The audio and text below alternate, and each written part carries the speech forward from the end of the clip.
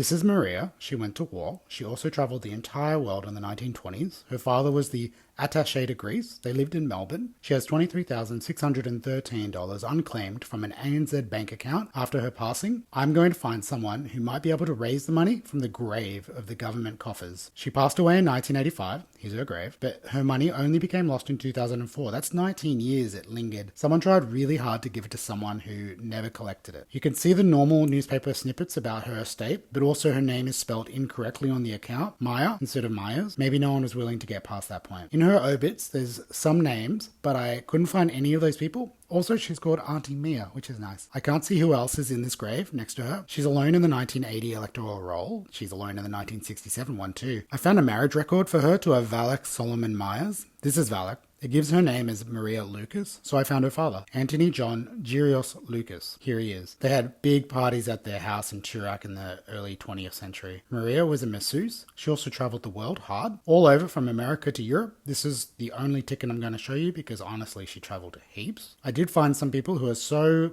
extraneously connected to Marea that it would be more rude than anything to interrupt their life by telling them about a 23,000 bequest. But I did find the grandchild of Valak and Melba. So Valak received money from his mother, who passed in 1938. Here, then Valak left all his money when he passed in 1968 to his children, who also acted as the executors of the will. There's no mention of Marea. I wonder if there's a claim for Valak's children, or at least they're easy to find. So this is Valak and Melba. I just mentioned Melba. It was his first wife, and this is their first wife's marriage photo. Marea is left off all of Valak's children's trees, which feels purposeful. This is their entire wedding party. I've messaged the granddaughter, and she immediately gets back to me that Marea did, in fact, have a child. She adopted, and her estate, pictured here, likely went to that adopted child. And that means that this is the file this case needs. This is the probate record and will of Marea Victoria Penelope Myers, and it's in Melbourne at the Public Records Office of Victoria. So hopefully one day I'll get down to Melbourne and I'll have a look, but right now it's really, really far away, so I won't.